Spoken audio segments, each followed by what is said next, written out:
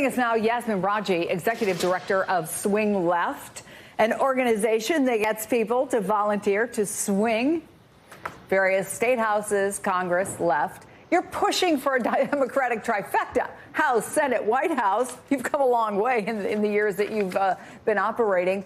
How important is the fight over reproductive rights when you look at these overall?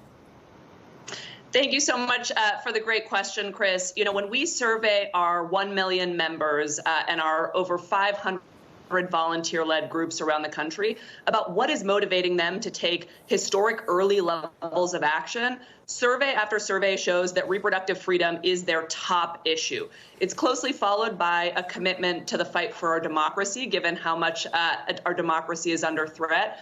But basically, our volunteer numbers skyrocketed in the days immediately following the Dobbs decision and then didn't ever come back down. They've just been growing and growing. And I think, you know, as your previous guest alluded to in terms of the national sentiment around even more extreme measures like the Alabama Supreme Court decision on IVF, those are all galvanizing our volunteers to knock on more doors, make more phone calls, write more letters, and do so early because of just how much is at stake this November. Our volunteers don't want to let a single day go.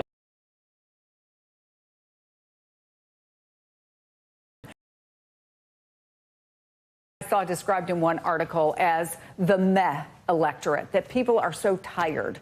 They're so just disgusted with the way things are. The question is, do they feel like they don't have a good choice, and will they stay home? So you're launching a new national voter campaign this week with a really old school technique, a letter writing campaign. I know this isn't the first time Swing Left has done something like this.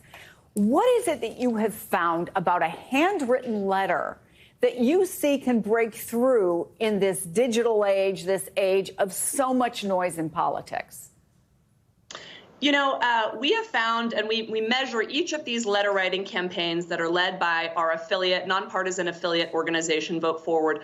We measure the impact of these letters on turning out voters who may not be willing to vote or not motivated to vote for whatever reason that might be.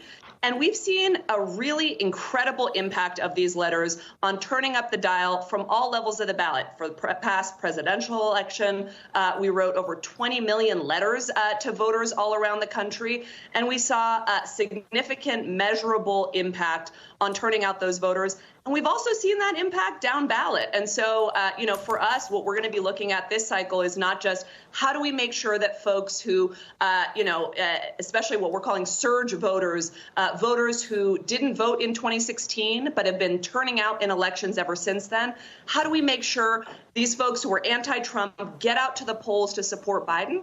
But also, how do we make sure that the folks who are motivated maybe by a down ballot race, that we inform them through a handwritten letter? How to make sure that those folks are also turning out and filling out their ballot through what we call the reverse coattails, motivated by the bottom of the ballot, but also helping to make sure that we are reelecting Joe Biden and Kamala Harris to the top of the ticket.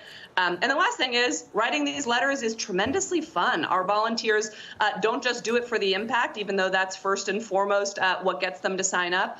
They're able to write these letters from home. So if they are, you know, I myself, I've got a newborn baby who's 3.5 weeks old. Time is something that I don't have in great supply. Can write those letters when my baby and when my toddler are asleep for those short windows of sleep that we've got, or folks can write those letters in community. And so folks really, really enjoy this high impact tactic. And folks can sign up at votefwd.org to join our movement. Let's see, write a letter, run a national grassroots organization, and have a young baby. Congratulations on that, Yasmin, and thanks for coming on the program. Appreciate it.